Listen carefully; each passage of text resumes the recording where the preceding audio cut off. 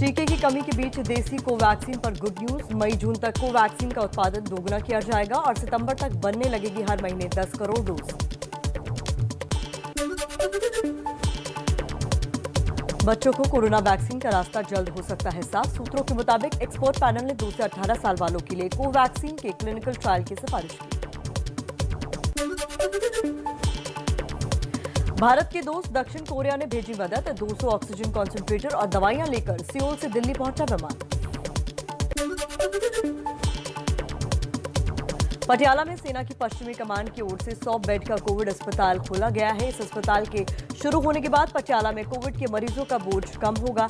इस अस्पताल में 100 लोगों का सेना का स्टाफ रहेगा। कोरोना संकट में अपने परिवार की परवाह न कर कोरोना मरीजों की देखभाल कर रहे हैं सागर के डॉक्टर विजय पांडे। डॉक्टर पांडे की कैंसर पीड़ित पत्नी भी कोरोना पॉजिटिव है, फिर भी वो दूसरों की सेवा में जुटे हुए हैं। कोरोना काल में पुलिस वालों को ज्यादातर लाठियां भाजते ही देखा जाता है, लेकिन गाजियाबाद के एसपी रूरल डॉक्टर इराज राजा गांव-गांव में कैंप लगाकर लोगों को कोरोना की दवा और मास्क बांट रहे हैं। आईपीएस डॉक्टर इराज एमबीबीएस भी हैं और मुश्किल वक्त में वो अपनी इस काबिलियत का पूरा उपयोग भी कर रहे हैं। राजस्थान के धौलपुर के कैथरी गांव के लोगों ने खुद बनाए कड़े नियम। बिना मास्क गांव में किसी को नहीं दी जा रही एंट्री। कोरोना गाइडलाइन का उल्लंघन करते पाए गए तो करनी पड़ेगी 2 दिन तक गार्ड की ड्यूटी।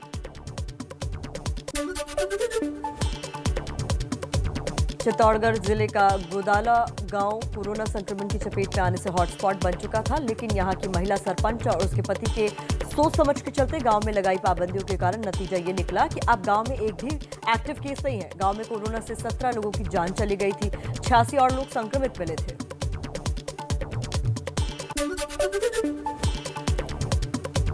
मुश्किल के वक्त बॉलीवुड की कुछ हस्तियां हमेशा लोगों की मदद को तैयार रहती हैं। इन्हीं में से एक है विवेक ओबरॉय। विवेक ओबरॉय इन दिनों मुंबई पुलिस के साथ मिलकर जरूरतमंदों को अनाज बांट रहे हैं। करनाल में रोडवेज डिपो की 5 मिनी बसों को एम्बुलेंस में तब्दील कर दिया गया है। इनको ऑक्सीजन सिलेंडर सहित जरूरी उपकरणों से लैस किया गया। हरियाणा में ग्रामीण इलाकों में कोरोना के बढ़ते मामलों और एम्बुलेंस की कमी के बाद सरकार ने यह फैसला लिया। पिछले साल से कोरोना संक्रमण के चलते जम्मू कश्मीर में मारे गए सभी लोगों की सहायता के लिए अब जम्मू कश्मीर प्रशासन ने एक बड़ा कदम उठाया है। प्रशासन ने कोरोना में मारे गए लोगों के बुजुर्ग माता पिता को पेंशन और उनके बच्चों को स्कॉलरशिप देने का ऐलान किया है।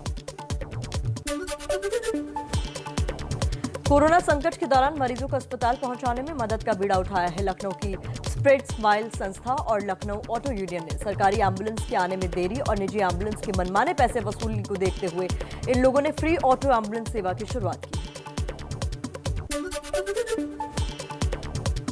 कोरोना महामारी के बीच विपक्ष के 1 दर्जन प्रमुख नेताओं ने प्रधानमंत्री मोदी को साझा चिट्ठी लिखकर मुफ्त टीकाकरण की मांग की है। साथ ही टीकों की खरीद केंद्रीय स्तर पर करने की मांग भी की गई। चलिए बढ़ते आगे, नजर डाल लेते हैं कुछ और अहम खबरों पर फटाफट अंदाज में।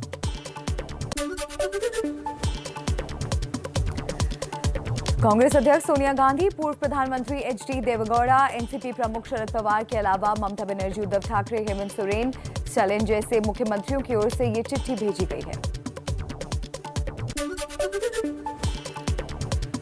विपक्षी नेताओं की चिट्ठी में मांग की गई है कि अनिवार्य लाइसेंसिंग के जरिए घरेलू टीके का उत्पादन बढ़ाया जाए। साथ ही बजट में आवंटित 35,000 करोड़ रुपए टीकाकरण पर खर्च किए जाएं।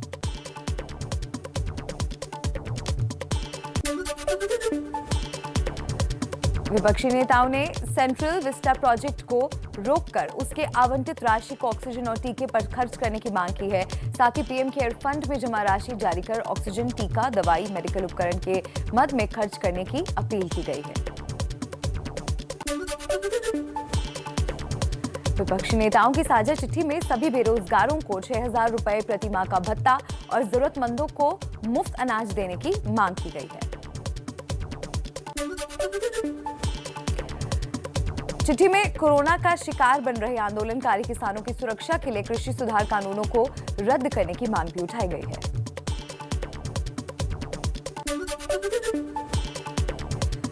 विपक्षी नेताओं ने सरकार से अपने सुझावों पर जवाब देने का भी अनुरोध किया है। साथ ही यह आरोप भी लगाया है कि सरकार ने इससे पहले दिए गए सुझावों को नजरअंदाज कर दिया था।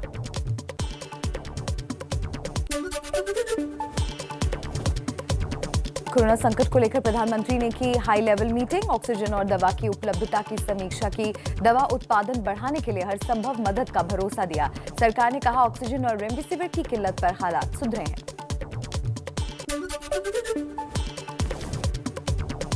कोरोना के खिलाफ केंद्र के 8 राज्यों के स्वास्थ्य मंत्रियों के साथ बैठक, स्वास्थ्य मंत्री डॉक्टर हर्षवर्धन बोले राज्यों के साथ मिलकर जीतेंगे जंग, वैक्सीन लगाने का काम तेजी से जारी।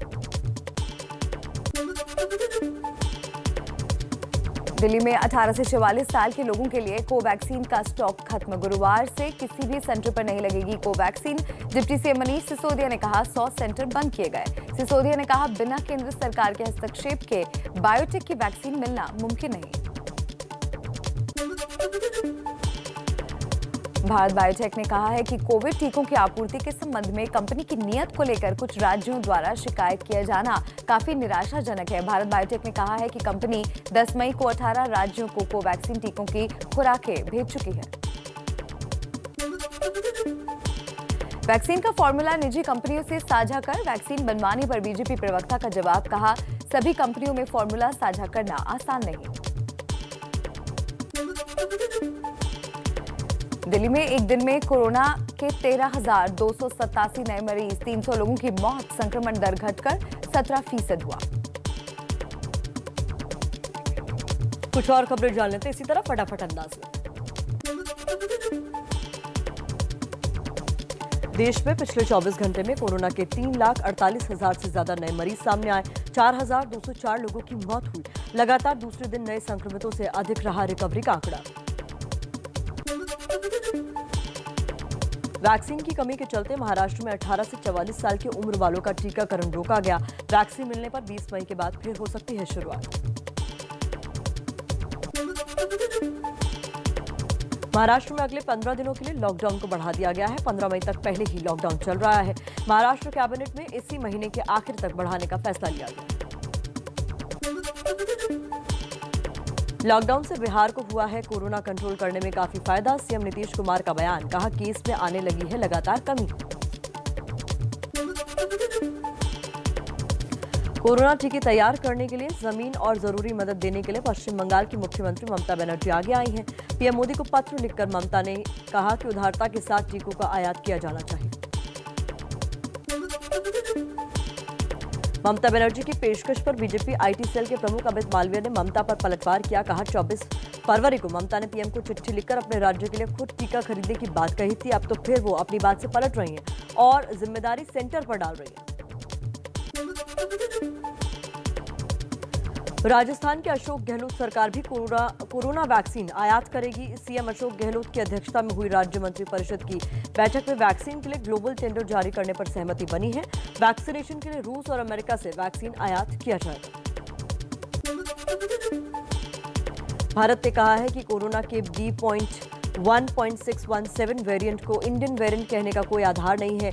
केंद्रीय स्वास्थ्य मंत्रालय ने कहा है कि WHO ने अपने दस्तावेज में शब्द का इस्तेमाल कहीं नहीं किया, जबकि मीडिया रिपोर्ट्स में WHO के हवाले से इसे भारतीय वेरिएंट बताया गया था। कल मीडिया में आए रिपोर्ट्स में कोविड-19 के भारत में सक्रिय मौजूदा वेरिएंट को इंडियन वेरिएंट बताते हुए इसके 44 देशों में पाए जाने की खबर आई थी, जिसका भारत के स्वास्थ्य मंत्रालय ने खंडन किया है। अमेरिका के मशहूर संक्रामक रोग विशेषज्ञ डॉक्टर एंथनी फाउची ने कहा है कि भारत ने जल्दबाजी में लॉकडाउन पूरी तरह से खोल दिया, जिससे वो एक बार फिर कोरोना के गंभीर संकट में फंस गया। फाउची राष्ट्रपति जो बाइडेन के मुख्य चिकित्सा सलाहकार भी हैं। दिल्ली हाईकोर्ट में आज सेंट्रल विस्टा को लेकर चल रहे काम पर रोक लगाने वाली याचिका पर सुनवाई शुरू होगी। हाईकोर्ट में दायर याचिका में कहा गया है कि कोरोना काल में राजपथ, सेंट्रल विस्टा विस्तार और उद्यान में चल रहे निर्माण कार्य से मजदूरों में कोरोना फैलने का खतरा बढ़ गया है। दिल्ली हाईकोर्ट में सुनवाई के दौरान दिल्ली सरकार ने कहा कि केंद्र सरकार द्वारा दिल्ली के लोगों के लिए तय अस्पताल अब तक नहीं दिए गए, जिससे दिक्कत पेश आ रही है। कोर्ट ने टिप्पणी करते हुए कहा कि यह हाल तब है जब केंद्र और दिल्ली सरकार दोनों कहते हैं कि दिल्ली उनकी है।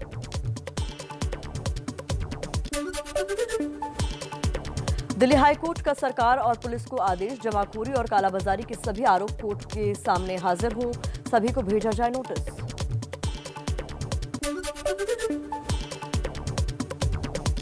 दिल्ली के खान मार्केट से ऑक्सीजन कॉन्सेंट्रेटर जब्त करने के मामले में दिल्ली पुलिस को झटका।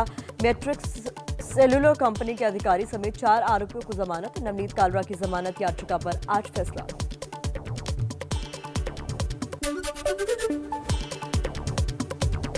ऑक्सीजन, दवा किल्लत और सरकार की टीकाकरण नीति पर आज सुप्रीम कोर्ट में सुनवाई नहीं होगी। सुनवाई कर रहे सुप्रीम कोर्ट के 3 जजों की बेंच में से एक जज कोरोना संक्रमित पाए गए। और चलिए कुछ और हम खबरें देख लेते हैं रफ्तार से। मध्य प्रदेश के कटनी में कोरोना पीड़ित बच्चे के इलाज के लिए बिलखती मां की तस्वीर वायरल हो रही है। बच्चे और सलाइन की बोतल पकड़े अस्पताल से भर्ती करने के लिए लगाती रही गुहार। अस्पताल ने बच्चे को एडमिट करने से मना कर दिया। गुजरात के भावनगर के कोविड अस्पताल में शॉर्ट सर्किट से लगी आग में बाल बाल बचे। 70 से ज्यादा मरीज, सभी को दूसरे अस्पताल में शिफ्ट किया गया। कोरोना संकट में डॉक्टरों और चिकित्सा कर्मियों की कमी को देखते हुए केंद्र ने चिकित्सा योग्यता प्राप्त सभी कर्मचारियों को इलाज शुरू करने की इजाजत दे दी है। केंद्र की ओर से जारी किए गए एक आदेश में कहा गया है कि ये कार्य खाली समय में और विशुद्ध रूप से धर्मार्थ कार्य के रूप में किए जाएं। एबीपी न्यूज के खुलासे के बाद जागा कानपुर प्रशासन। एबीपी न्यूज ने सोमवार को कानपुर के रामनगर गांव में कोरोना से कई लोगों की मौत की जानकारी दी थी। आनंद फानन में अगले ही दिन स्वास्थ्य विभाग की टीम रामनगर गांव पहुंची। यहां जिन लोगों में कोरोना के लक्षण मिले उनकी जांच की गई और इलाज किया गया। कानपुर के ग्रामीण इलाकों में जांच शुरू होने के बाद स्थानीय लोगों ने एबीपी न्यूज को शुक्रिया कहा। पंचायत चुनाव के बाद से ही इन गांवों में स्वास्थ्य सुविधाओं की जरूरत थी, लेकिन कभी किसी ने सुध नहीं ली। एबीपी न्यूज की खबर का यूपी के सोनभद्र जिले में भी दिखा असर। कोरोना से मौत के बाद भी गांव में नहीं हो रहा था सैनिटाइजेशन और कोविड की जांच का काम। खबर दिखाने के बाद अधिकारी गांव में कोविड और सैनिटाइजेशन कराने के लिए दौरा कर रहे हैं। ग्रेटर नोएडा के गांव में भी कोरोना का कहर। परसौल गांव में कोरोना से पिछले कुछ दिनों में कई मौतें भी हुई हैं। गांव को का सूरत-ए-हाल जानने के लिए एबीपी न्यूज की टीम परसौल गांव पहुंची तो पता चला कि यहां रोज कोरोना मरीजों की मौत हो रही है और गांव के 30% लोग कोरोना पॉजिटिव हैं। ग्रेटर नोएडा के दादरी ब्लॉक के अच्छेजा गांव में 18 लोगों की मौत हो चुकी है, जिसमें से 7 लोगों की मौत कोरोना संक्रमण से होने की पुष्टि हो चुकी है। मृतकों के परिवार वालों का कहना है कि सरकार जिम्स अस्पताल में सही इलाज नहीं दिला पा रही।